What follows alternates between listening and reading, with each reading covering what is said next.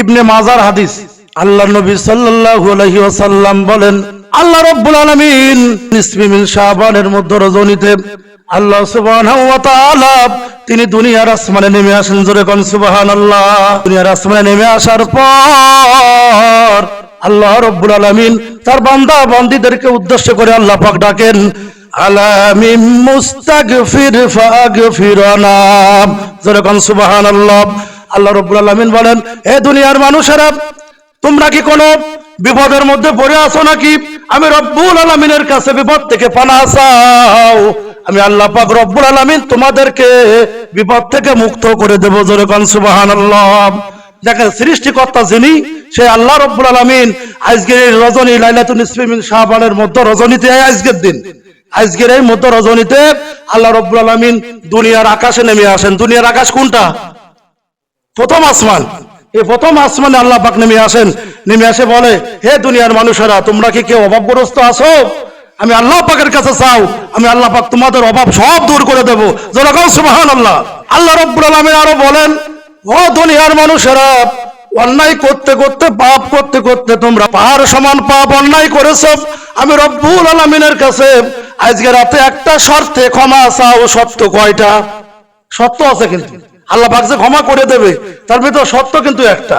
সত্য হলো একটা, এই সত্য হলো বান্দারারে, আমি রব্বুল আলামিনের কাছে খাস দিলে তওবা করো, তওবাই নাসুয়া করো।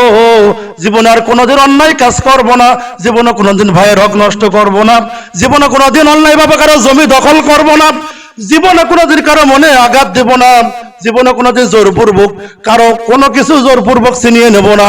এবং আমি আল্লাহ পাকের রব্বুল আলামিনের হুকুম পরিপূর্ণ মাফিক যতদিন পর্যন্ত দুনিয়ার জমিনে বেঁচে থাকবো, ততদিন পর্যন্ত আল্লাহ পাকের হুকুম আমি পালন করা থেকে বিরত থাকবো না।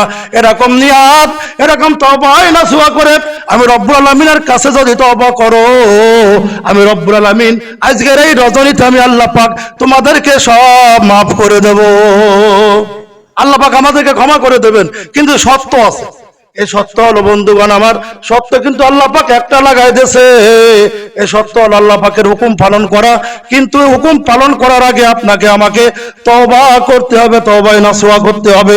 জীবনে যত অন্যায় করেছি, জীবনে যত জিনা করেছি, চুরি করেছি, ডাকাতি করেছি, রাহাজানি করেছি, মানুষের মনে কষ্ট দিয়েছি, অন্যায়ভাবে মানুষের জমি জায়গা জমি দখল করে নিয়েছি, অন্যায়ভাবে সুদ গ্রহণ করেছি, ঘুষ গ্রহণ করেছি, মানুষের মনে কষ্ট দিলাম, এত কিছু যা কিছু করেছে বান্দা, আমি রব্বুল আলামিনের কাছে তওবা করো এই নিয়তে জীবনে কোনোদিন এই অন্যায় কাজ আর করব না।